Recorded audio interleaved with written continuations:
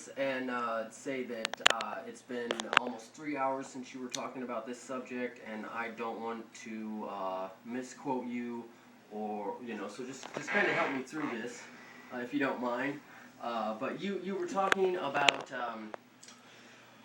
people being like you were talking about hate crimes, and you were saying how hate crimes against Muslims were not as aggressive and not as common as hate crimes against, I think you referenced Jewish people. And it seemed to me that you were saying that that means we shouldn't worry about violence against Muslims as much, or that...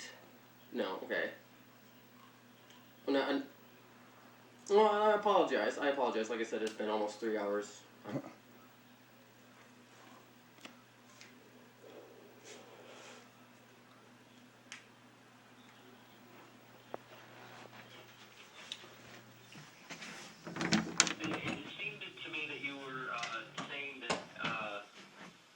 That means we shouldn't worry about violence against Muslims as much. No. That's how you took it. What I was saying was. Well, I apologize.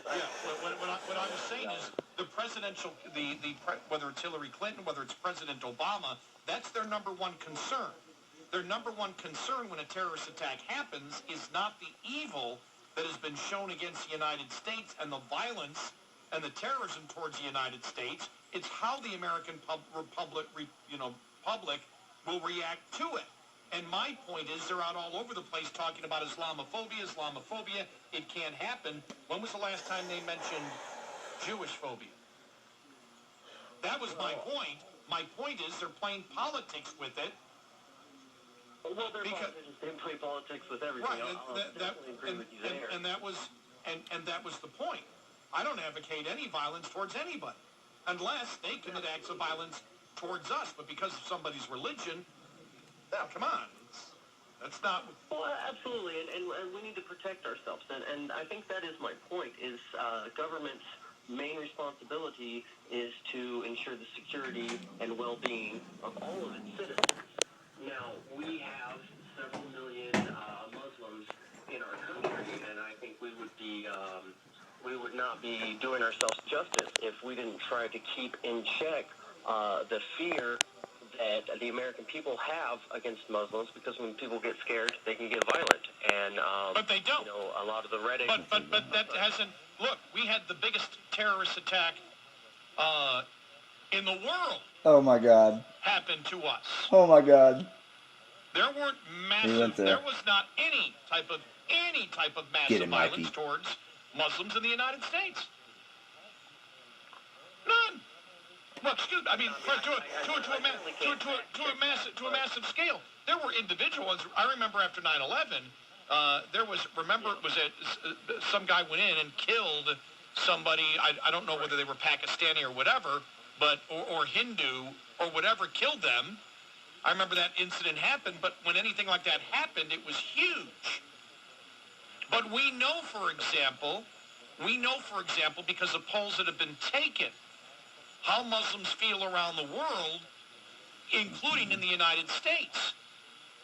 And there's roughly 25% from the one poll that we did of Muslims that are in the United States legally that believe in things that are completely unacceptable to our civilized society in the United States. Well, the things that that can be said for any group of people. I mean, all groups of people are going to have their extremists. I don't have a better reference right now except for the gentleman that overtook. Let's put it this way: when 85% of Egyptians, when they feel that if you renounce your religion, you should be killed.